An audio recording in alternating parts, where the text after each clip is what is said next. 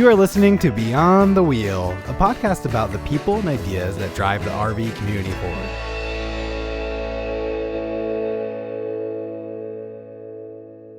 Looking to get out there and stay out there? Battleborn Batteries lithium-ion batteries are here to power your RV, marine, and off-grid adventures. Designed as an easy drop-in replacement for traditional lead-acid batteries, these reliable solutions have 2 to 3 times the power, charge 5 times faster, are a fifth of the weight, and last 10 times longer. Offered in a variety of models in unique sizes and shapes, ranging from 50 amp hour to a robust 270 amp hour, and backed by a 10-year warranty. Battleborn batteries are built to fit your needs and power your experiences. On the road, on the water, and off the grid, reliable power is here. Check them out at battlebornbatteries.com. Welcome back, everybody, to Driver's Edition. Just thinking that it feels like it's been a little while, and the reason for that is because it has been a little while. So we just had a nice stretch of 4 episodes from Sean and I being live at the FMCA convention in Perry, Georgia. Hopefully you enjoyed that. Normally, what will happen is that we will do 3 episodes and then a driver's edition. But because we didn't want to split that up, we did 4 episodes of the FMCA show. And now we're back with the driver's edition. So hopefully you enjoyed those shows. For Sean and I, we really enjoy those shows. And hopefully that comes through. You get a little bit of that live effect. You get a little bit of the hustle and the bustle, the noise of the crowd being there, and us actually sitting down with a person rather than online. So hopefully they do get a different feel, or you get a different feel out of those episodes. Yeah, I really like doing the live interviews as opposed to doing them over the internet. It seems easier to me too to be able to do it that way. Yeah, I think being able to see the person's reaction in real time for us, them being right there, we're all, I was going to say for the FMCA ones, it was early in the morning, we're all cold together. Whereas online, we're all kind of just at different climates in different parts of the country. I thought that was really nice being able to sit down with the people. So Kenny, I wanted to pass along my exciting news. I got a phone call this afternoon, like right before I got online with you, that our fifth wheel is finally in a service bay, and it should be done tomorrow or the next day. Oh, that's and great. This has been quite the journey. It started January 13th is when we dropped it off at the shop. And just because of supply chain issues and all, we have this tank that's only manufactured at certain times of the year, and it was just a nightmare. So we were able to, they were able to finally get all the parts they needed, and they called me today and said it's in the bay and it should be done tomorrow. So it's been, we took it out of the shop to go to the rally just because they were still waiting on parts. So when we went to FMCA, and what was that, March? Yeah, we took it out for a week and then just dropped it right back off. So pretty exciting. Well, we may be able to go out on a trip this summer. It was a big job though. You replaced your freshwater tank, I believe. No, gray tank. Yeah, but it wasn't just a patch. You replaced the entire tank. The entire tank, yeah. Yeah, so I feel like that's a pretty big job. And like you said, with supply chain issues and with more people RVing than ever before, it's a tough combination. Yeah, and there's lots of insulation packed underneath there, and it is kind of a tedious job. So yeah. Well, I'm glad you're getting it back soon. That's good news that you got today, that it's in the bay. Yeah, I'm gonna knock on wood that they don't find something else while they're fixing it. Maybe something out of the ordinary. But I'm pretty sure they've ripped it apart already and looked at it. So yeah, I was gonna say I think they would have done that in their initial. I was gonna say their initial teardown. They're not tearing anything down, but their initial inspection of it. I think that's when they would have done. Oh, by the way, this. Every all these dealers, not just RV, but car manufacturers too. They love finding things. So I think you would have heard about it already if they did find anything. And I think it's a good lesson in patience because, I think a lot of people at this point would be pissed at the shop and, saying bad things about them. But it's just all the puzzle pieces have to line up, and Mm-hmm. if they don't, then you wait, and Now that's you're just what not happened. you're not full time in anymore, Sean. I'm curious. Did they ask if you full time in it? Did they say, how much do you use it or anything like that? Do they try I think I to? just told them. I think I just Okay. told them because we dropped it off in January. I was like, we have plenty of time. Okay. I didn't think 7 months, but we have plenty of time to work on it because we didn't have any trips planned until March. Right. And then then one thing led to another, and the manufacturing process just difficult. Okay. I know when Spree and I were living in our RV and we would drop it off somewhere, we would let them know. We're like, we are living in this. We do have our dog. We would appreciate you guys, being able to at least, if you can't finish it, just being able to give it back to us at the end. It was always a hassle. It's always a Well, hassle. one time when we first started RVing, we were full time. Mm-hmm. We actually stayed in the service bay at Lazy Days. Oh, We would leave in the morning. They would work on it all day, and then we would come back around 5:30. They would have it all hooked up to water and electric and everything, and then we would sleep in it for the night and repeat that process for a few days till they had it fixed. yeah. We've stayed in parking lots for the same reason as they were doing stuff to it. Camping World actually let us, or no, not Camping World. I'm sorry. It was a Ford dealership because when we first got it, we had some type of oxygen sensor or something going on with the engine. So they let us sleep out in their parking lot the night before. Well, we showed up the day. They said, we'll be able to diagnose it first thing in the morning. You guys can just sleep in our parking lot if you want. We're going to close this gate and lock you in, though. And we're like, that's fine. It was a horrible night's sleep because the dealership was right along a railroad, Oh, and which wow. we didn't know. And we were so close, it actually shook the RV when the train went by. They didn't mention that to us. They didn't say, by the way, you're probably not going to get any sleep. But it was still nice of them to let us, sleep in their parking lot for the night. But before we get too far into this episode, though, we do want to just take a second and we just, again, want to ask you if you could leave us a review or a rating on your favorite podcast platform. The ratings will help the show get recognized and grow. It's just easy for you to do. It's free for you to do. We would really appreciate it if you could just leave us a rating or a review. If you don't want to comment, you don't have to comment or write anything. You can just give us a rating from 1 to 5. I know Hopefully Apple. 5. Hopefully 5. Yeah, hopefully 5. But I know Apple will let you do that. You can just leave a rating. You don't have to write a review if you don't want to write a review. And just the rating alone is a big help to us. And then also a little bit ahead of time, but it looks like we're planning right now to be at the FMCA show in Tucson, Arizona, from March 20th to 23rd, 2024. Yes. Yep. We've already been invited back. We have a really good relationship with the FMCA team, from the CEO down to marketing. Just everybody there has been really nice to us, and hopefully we're nice to them too. And they appreciate us being out at the show just as much as we appreciate being invited to the show and doing these. We bring a little PA system with us, and we have chairs out there. So if you want to come out and see the show live, this is a great opportunity for you to come by, say hi, let us know what you think of the show. And it's great for us to be able to meet some of the people that listen to the show rather than just virtually online. It's nice to get a face-to-face type of experience. So hopefully by letting you guys know this so early in advance, our goal was that you can make some time to be out at the Tucson show. And that is the Pima County Fairgrounds, March 20th to the 23rd.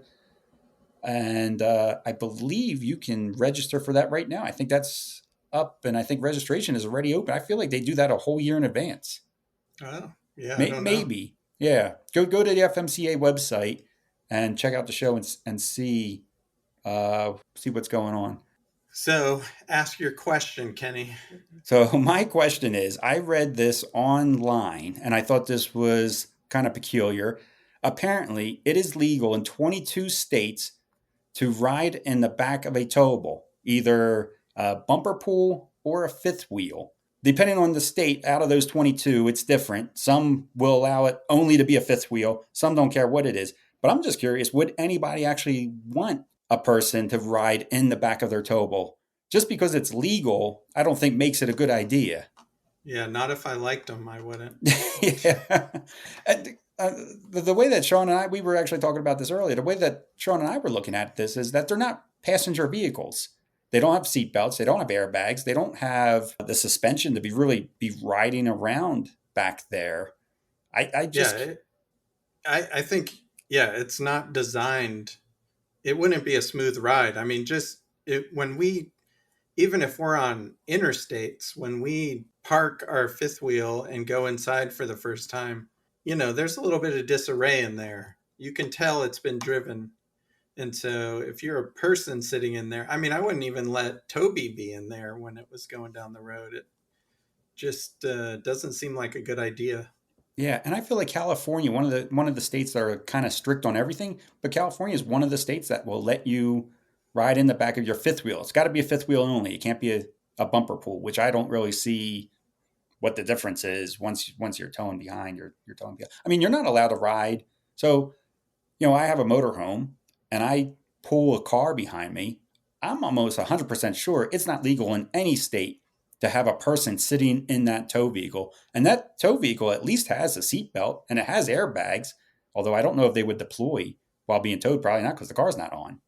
Oh, yeah. But your seat belt would work.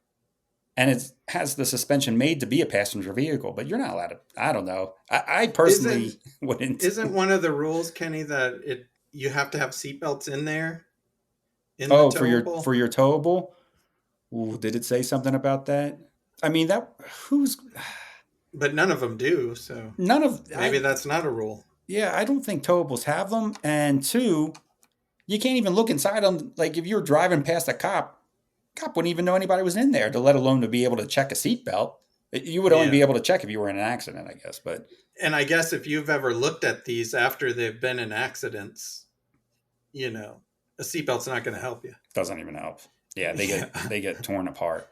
Yeah. Yeah. But that was an article I found on Camping World. Actually, Camping World put that article out, and they actually said the same thing that Sean and I said. Just because it's legal doesn't mean it's safe. I think of helmet laws too. A lot of states don't have a helmet law, and that's, whatever you want to do. But just because you don't have to wear a helmet doesn't mean it's safe not to wear a helmet. Just because somebody's not forcing you not to wear it, type of thing. It's been proven that helmets help. And I thought about this on Sunday. I was driving and drove past a trailer, and it had two wheels in the back, and one of them was locked up and was smoking. Wow. And they didn't know. They didn't know. That could start a fire, and the person might not be able to get out fast enough once that thing starts on fire. Yeah. Yeah, like for your fifth wheel, Sean, you can't see the back. I would imagine you can't see the back of your fifth wheel, can you, from the truck, even with a backup camera or anything? What do you mean? Like you would be able to see outside. You can see. Yeah, I could see. Oh, you could see the back if the back of your fifth wheel was on fire, you would see it? Okay. Yeah. All right. Yeah. Well, even still. Yeah, it's not a good idea. It's not a good idea. On a positive note, Kenny. Positive note, jumping into the news here, USA reports that more women are buying RVs. I think this isn't a big surprise for us because you and I both follow a lot of women RVers on social media. So this didn't really surprise me too much that they're out there. I guess it's surprising that it's increasing maybe, but a 10.6% increase from 2021 to 2023 based on, I mean, they surveyed 1,000 customers, which isn't a huge thing to really base this on, but I believe it. I'm telling you, there seems to be, anyway, more female RVers and solo RVers. But I think just the fact that they're showing that they are buying them is a positive thing too. I have a favorite story of mine when Sabrina and I were shopping for an RV. And this is if anybody is in sales, this is a good lesson for you. They said to Sabrina, I was outside of the RV. I was looking at another RV. The salesperson came up to Sabrina and said, "Oh, you guys are interested in buying an RV. What does your husband do?" And Sabrina really took offense to that. So maybe with this uptick in sales, the salespeople won't be asking a question like that anymore with the uptick of female purchasers. I think maybe too, it has, I'm just making an assumption here. I might Mhm. get myself in trouble, but it seems like there's a lot more people that are single, not married. There's a lot more adults that are not married, that are 20s, 30s. And so if women aren't married but still like to travel and stuff, why not? Yeah, it's a great way to go. Yeah. Yeah, I would say, well, I would say the people that There's I'm nothing inherently manly about an RV. nothing, nothing at all. Nothing. Yeah, I agree. Yeah, there's nothing. I mean, especially some of these RVs that you have all your luxuries of home and everything. I mean, it's just, yeah, I agree with that. Yeah, there's nothing manly about RVing. I've never thought about it that way, but you're right. So, I mean, it would make sense that these numbers are on the rise. I think there's also a lot of dual incomes now that we didn't have. So, even if you are in a relationship, maybe the husband doesn't want an RV, but the wife does. So maybe she's going to go out and purchase the RV or something like that. So Yeah, um, Julie travels without me sometimes with the RVs. I will say Sabrina has not traveled without me with an RV yet. I don't know. She keeps on talking though about getting a van, and not necessarily to travel without me, but she feels like she could be more comfortable driving a van. But she doesn't like driving anything, so I don't know how comfortable she will be about driving a van either.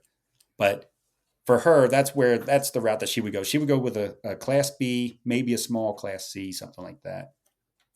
But yeah, I know Julie takes your fifth wheel out all on her own. Sabrina has never taken our Class A out all on her Well, own. you know somebody, I won't mention the name, but when they RV'd, they just stopped recently, but when they RV'd, the wife did all the driving.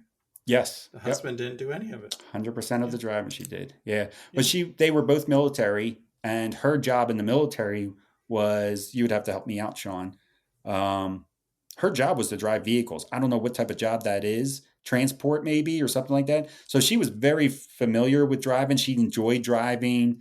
Oh, you know what? You're talking about somebody else, actually. I know two people that Oh. are like that. Oh, okay. I was going to say, I didn't know they were in the military. No, the people that you're talking about are not in military, but yes, she did all the driving for them as well. Yeah, because he did not enjoy driving, but she found driving. The couple that you're talking about found driving to be very therapeutic. She enjoyed the drive because they actually have a funny story. He started doing all the driving. She tried to do work from the passenger road side, couldn't get anything done.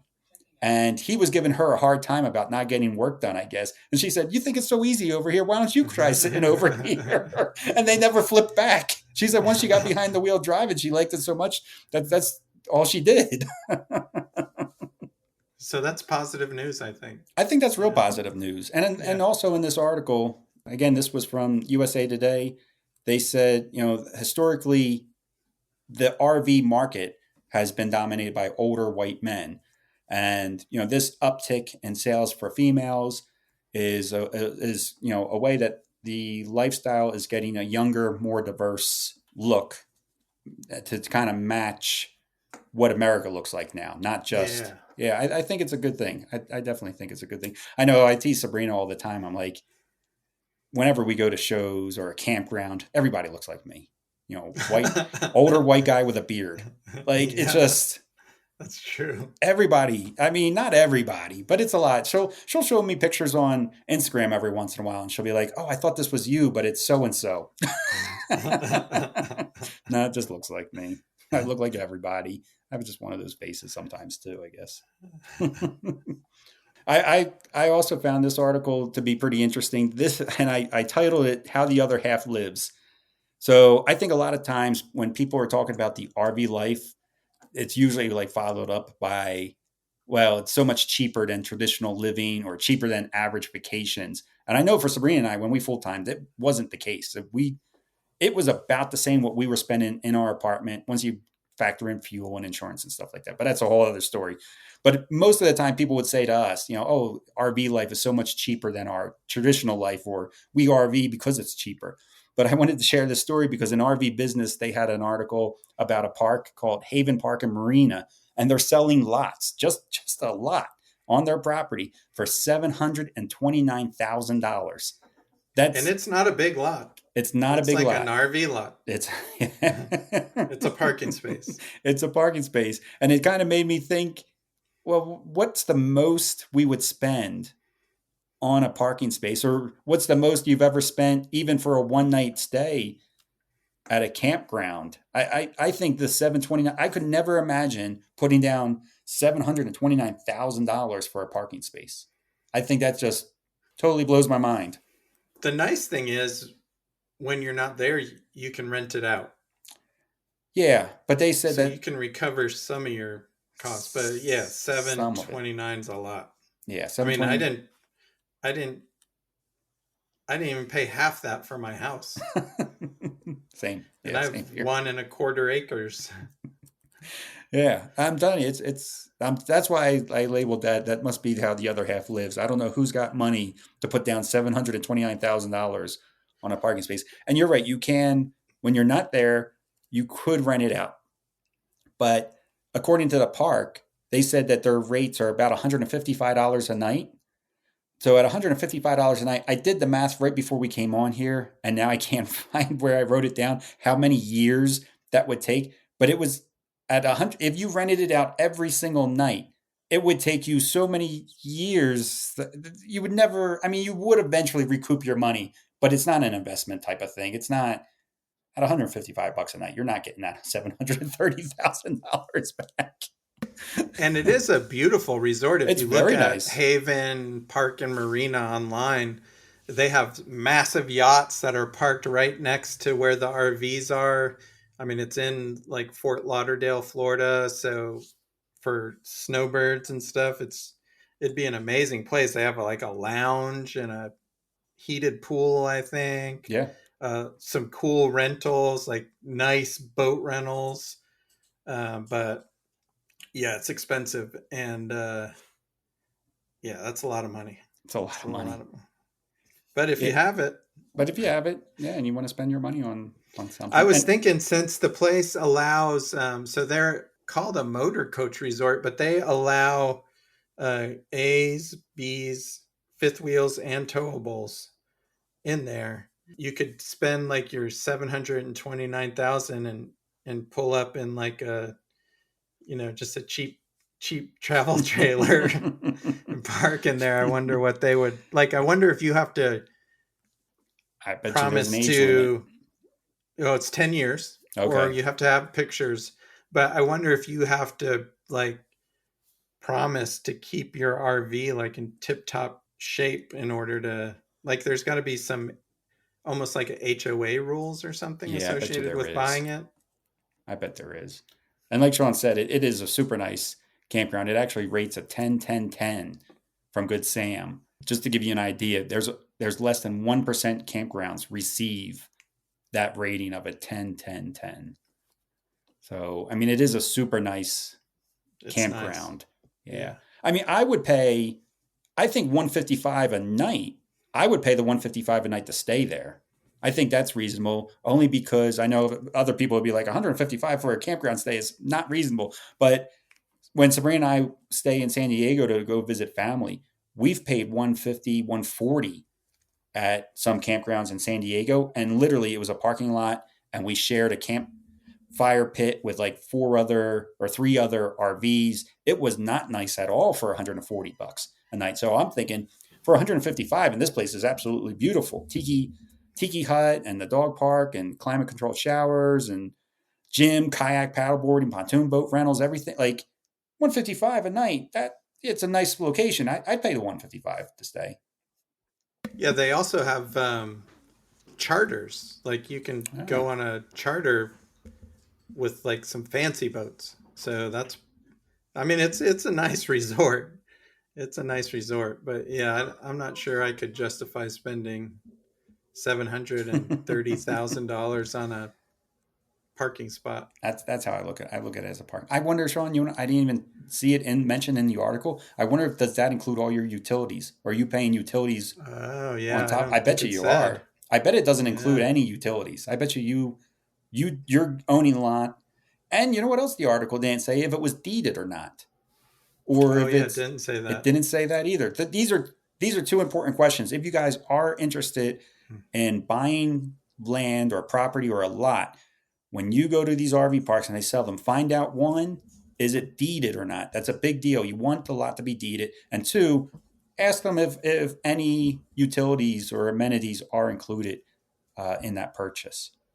But definitely go check out their website, because to see like a nice Prevost coach parked facing this huge yacht.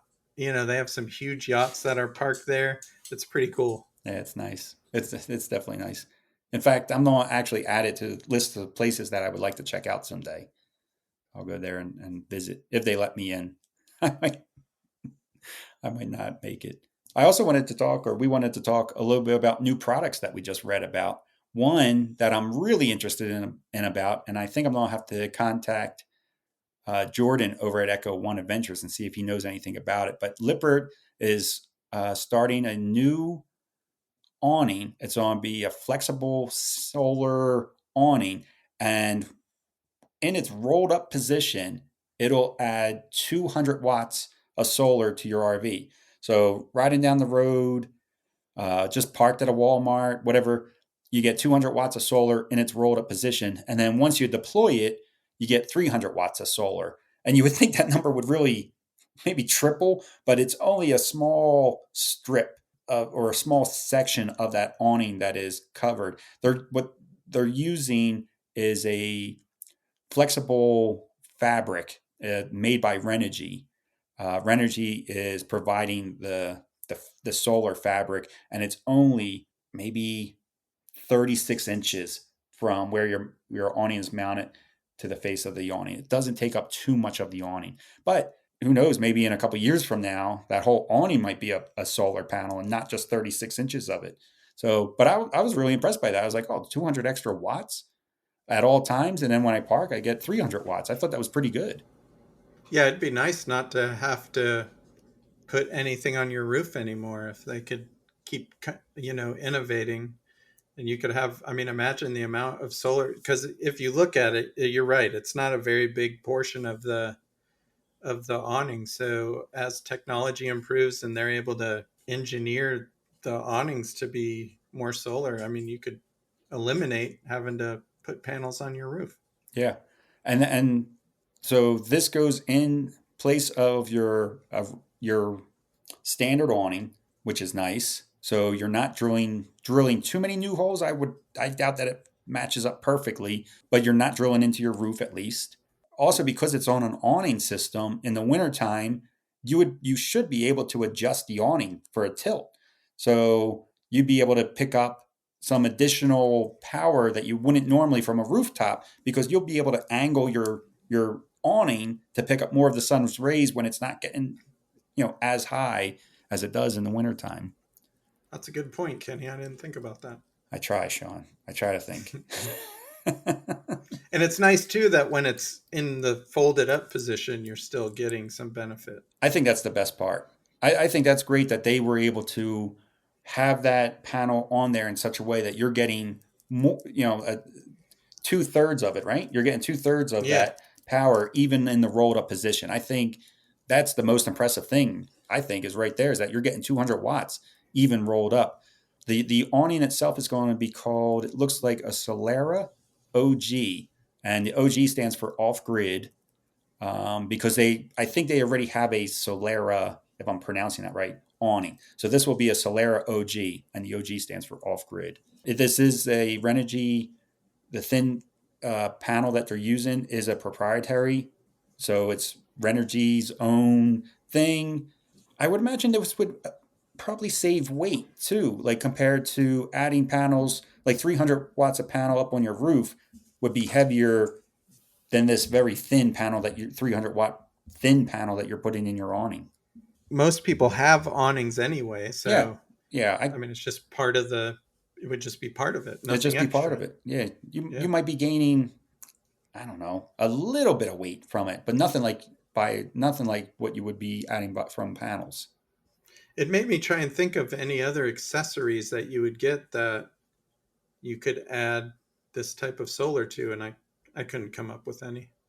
Accessory wise, Yeah, like, the awning. yeah, I Um, wouldn't mind, or I wonder if they've ever looked into it. Like I have the Magna Shade that goes on the front of my RV, and they make them for Class C's and B's and everything. But that if that whole shade would be a solar panel, and then I could plug it in somewhere, that'd be pretty cool because it's already, again, it would have to be a soft material again that could roll up and everything. But I mean, my windshield is huge on my Class A. You could easily get 200 watts of solar out of my Easily. windshield easily. Yeah, easy. Yeah. You wouldn't benefit so much from mine because my windshield is straight up and down, but the Class C's or the Class B where they have a little bit of an angle to them, they would actually work out really well. Mine, I don't know how much I would really get. Literally, my windshield is like a brick wall. It's just straight up and down. Yeah. Yeah, that the angle would make it a bit tough, The but angle would be that's a good tough. idea. Yeah, I didn't think about the shades. That's another good one.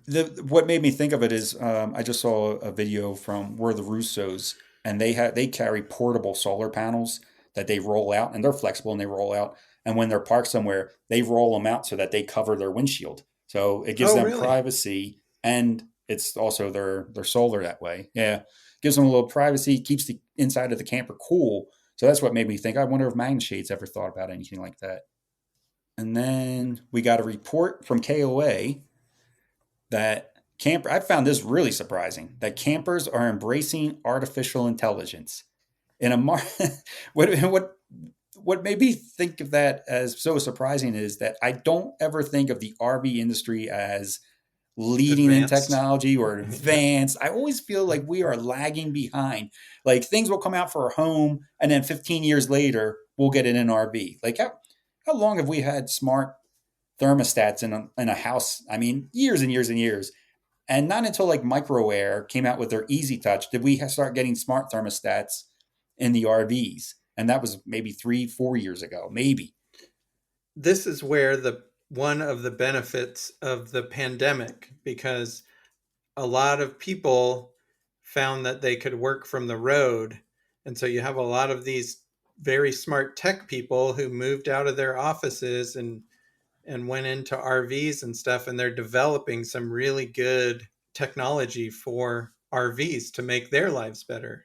Yeah. And it's spreading, I think. So I think the jump in tech for RVers is probably a portion of it is due to the pandemic and people, you know, going into campers and stuff to work and to travel while the pandemic was going on. Yeah, that makes total sense. I didn't think about that. Yeah, that makes total sense. I also think too that it's not usually us as the consumer that makes the RV industry lag. I think it's usually the industry itself just takes a long time to listen to us as we're asking for advancements or we're asking for something new, and they usually just are slow to respond for whatever reason. They're definitely getting better at it, but they in the past they've always been really slow to respond. And I was reading, this Campground America article, and it said about using artificial intelligence while camping, and they said that percentage use it for trip planning. Some use or some are planning on utilizing it in the future. But I'm wondering if I've ever used AI in any of my camping trips, or would like Google Maps be considered AI if I was? Yeah, I just heard, Kenny, over the weekend. I was listening to some business video, and they were talking about how people are now starting to define a lot of computer stuff as AI. That's not really AI. It's just programming. Yeah, Um, that's what I was wondering. so yeah, it's hard. I thought the same thing. Like, have I used AI? I'm not sure. I'm not sure either. I mean, I've used Passport America app to look for campgrounds and things like that, but I don't feel like it is a intuitive app where it is like making suggestions or anything like that. It doesn't talk back, so I don't wouldn't consider apps like that or even RV Parky. Like I wouldn't consider them to be AI. I feel like they're just like you said, programs. Yeah. So Yeah, I guess it would help to know that the real definition of AI and what is AI and what isn't AI. Like, I guess Google Maps, you could think of it as AI because it tells you the best route. Tells you the best route. It does tell you if an accident appears and reroutes. So it does Yeah. some rethinking. I mean, they even considered this like in this article, said campers use AI for trip planning are most likely to rely on it for information gathering, such as seeking reviews. I'm like, I'm not really sure if that is AI. I don't know if that, to me anyway, I don't know if I consider looking up reviews as AI. Yeah, I don't think so. I I don't think that's AI unless the computer is generating the review based on what everybody, all the inputs it oh, I see what has. you're saying. But Possibly. I've never seen a computer generated review. It's Yeah, always a person it's doing the always a review. person. Yeah. They also talk about compiling resources about the destination, like what is at that location when you arrive, like what will there be there to do. But again, I think of sites, maybe I'm just on the wrong sites, but I think of, I'm drawing a blank now. There's a site that I always go to and gives me like the top 10 things to do in that area. But again, I don't consider that AI. That's written by somebody, I'm sure, but maybe But not. I guess you could, it's tricky because I think about programs like Jasper or Chat GPT where you can go in and you can type like what is there to do at, I don't know, uh, Grand Canyon. what is there to do near Pima County Okay. Fairgrounds, and it will Uh, do whatever it does and give you a list. So I guess that's AI. so I have a Samsung phone. You have Apple, which are Hmm. so on my Samsung. I have something called Bixby. You have Siri. Would that be considered if you said, "Hey Siri, what is there to do in Pima County?" and she brought up and told you, would that be considered using AI to find out resources of what is there? Or even if you said, give me directions to something or give me reviews to a place, maybe that would be considered because you're using an AI interface to get the Yeah, information. yeah. I don't, it's a good question. I guess I'm not smart enough on that. Um, I mean, Siri's on it. considered Yes. AI. Well, so I just searched it, Kenny, and it says that Alexa and Siri are applications powered by AI. There you go. Okay. So if you're using your smartphone or tablet or whatever, and you're speaking to Alexa, Siri, or any of them to get your information, well, then That's there you go. AI, I That's guess. probably how they got this number of 32% of campers are using AI. Well, does anybody use paper maps anymore? I mean, it seems like that number would be higher then. Uh, yeah. So then the paper.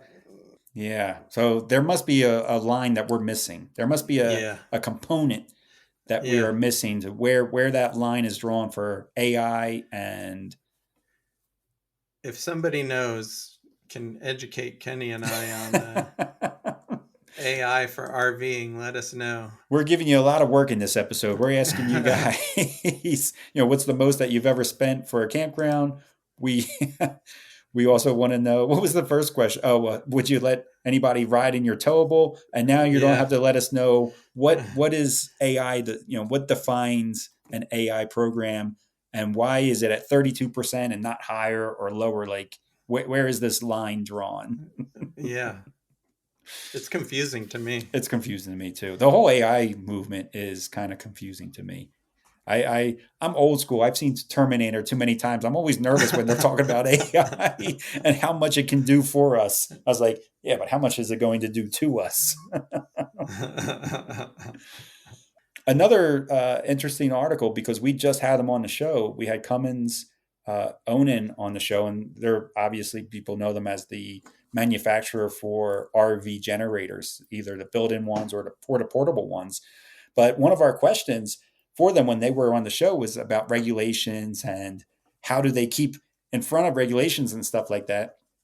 And RV Business just put out an article the other day that Onan will be coming out with a new generator, a whole new line of generators that will be compliant with the California Air Resource Board, CARB for short. So by 2024, the new lineup of Onan generators will all fall within the standards of the new California air quality.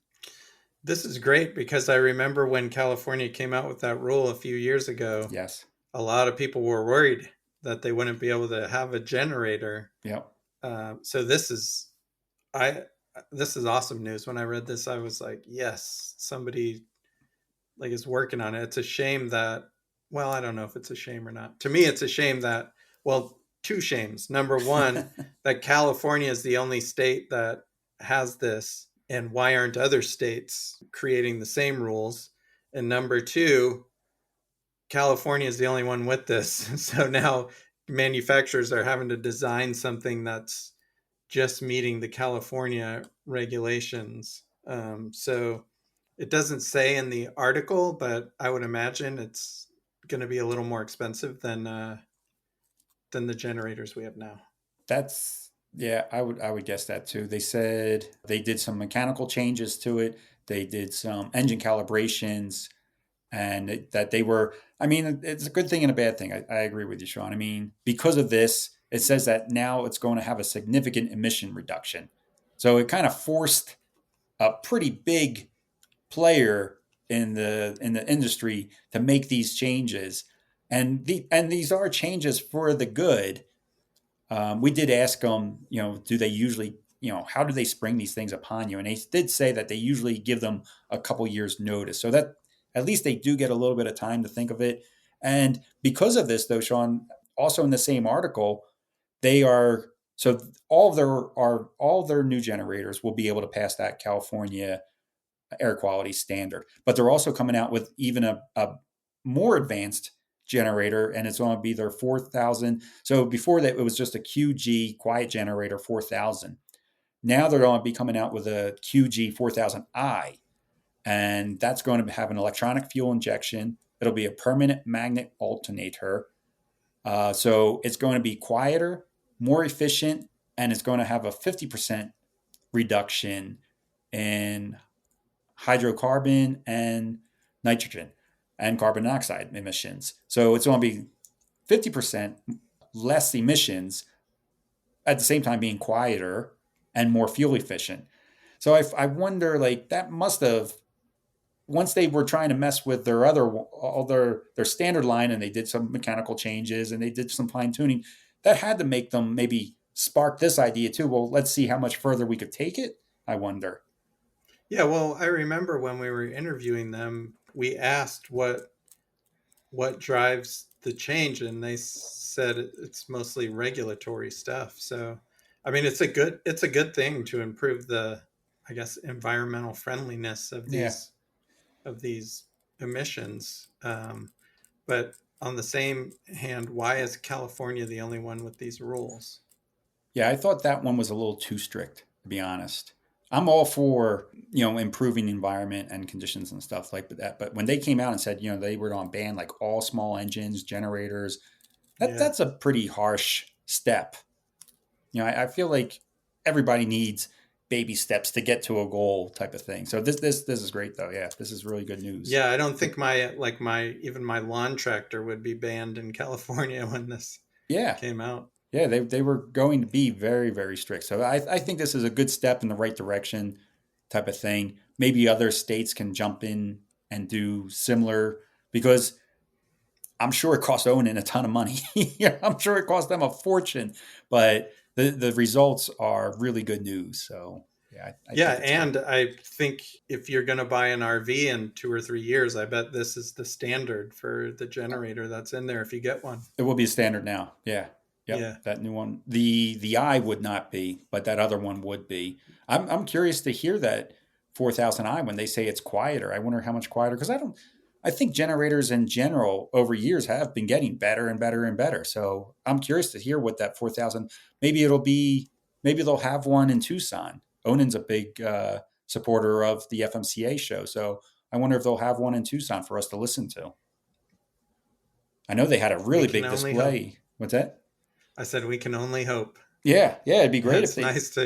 That's another cool thing about that show is they have a lot of vendors there that have cool stuff. Yeah, and Onan had a huge display up at Perry, Georgia. So hopefully they have a similar display in Tucson as well. And speaking of the Tucson show, I got a couple notes here of places that Sean and I will be. Of course, we're going to be at FMCA Tucson show March of 2024. I know that's well in advance, but we just wanted to give you guys a heads up because we are there doing a live show every day of the event. So, we'd love to see you out there. We're going to have seats. We don't have a PA system. You can come sit in the audience. We've never had anybody ask us questions live. But maybe that's something that we could try to do. If you let us know that you're going to be there and you want to submit a question, we'll at least be able to include your question, and you can be there in the audience, and either we can have you ask the question or we ask the question for you, but you stand up when we ask the question. And you're talking usually right to either CEOs or administrators. We're sometimes the founders of these companies. So you're getting to ask the top of these companies your question. I'll also be at the Overland Show, Pacific Northwest Show in Redmond, Oregon from July 9th to July 10th over at the Winnebago booth. I'll be working those 2 days. Come on by, come say hi to me. I'll give you a tour of any of the RVs that Winnebago has there. I'll also be at the Winnebago Grand National Rally in Forest City, Iowa from July 16th to the 20th. And there's other shows coming up that I'm trying to go to. I'm just not locked in and dialed in, so I don't want to mention them just yet. I'm not 100% confirmed for them.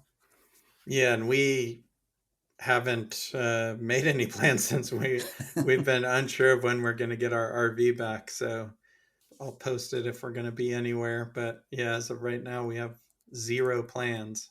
Just hopeful to get our RV back in the next week. So. Yeah, well, I know you and I talked. We would both like to be at Overland East, so we're on try. That's a pretty big trip for us to make from Arizona to Virginia. But Sabrina and I were thinking, well, if we do that show, then maybe we could do the Hershey show while we're on the East Coast. They're not that far apart from each other, so we'll see. We'll keep you guys up to date, and we'll let you know what other shows we're going to be at. But and I will say, Kenny, just before we end, that I think we both agreed, based on just the FMCA show, and you've been to a couple other shows, that they're back now in force after the pandemic, and they've been really good attendance, lots of manufacturers and products there to check out. So yeah, definitely hit a show if you have one locally. Yeah, it's a lot of fun. It's a great way to meet people. It's a great way to get your questions answered. It's a good time all around. Definitely highly recommend going to the shows. There's nothing like being at a show live. All right, everybody. We'll see. We got some great episodes coming up, by the way. And so stay tuned for those. And we'll see everybody out on the road somewhere, and safe travels. Take care, everybody. Looking to get out there and stay out there? Battleborn Batteries lithium-ion batteries are here to power your RV, marine, and off-grid adventures. Designed as an easy drop-in replacement for traditional lead-acid batteries, these reliable solutions have 2 to 3 times the power, charge 5 times faster, are a fifth of the weight, and last 10 times longer. Offered in a variety of models in unique sizes and shapes, ranging from 50 amp hour to a robust 270 amp hour, and backed by a 10-year warranty. Battleborn batteries are built to fit your needs and power your experiences. On the road, on the water, and off the grid, reliable power is here. Check them out at battlebornbatteries.com.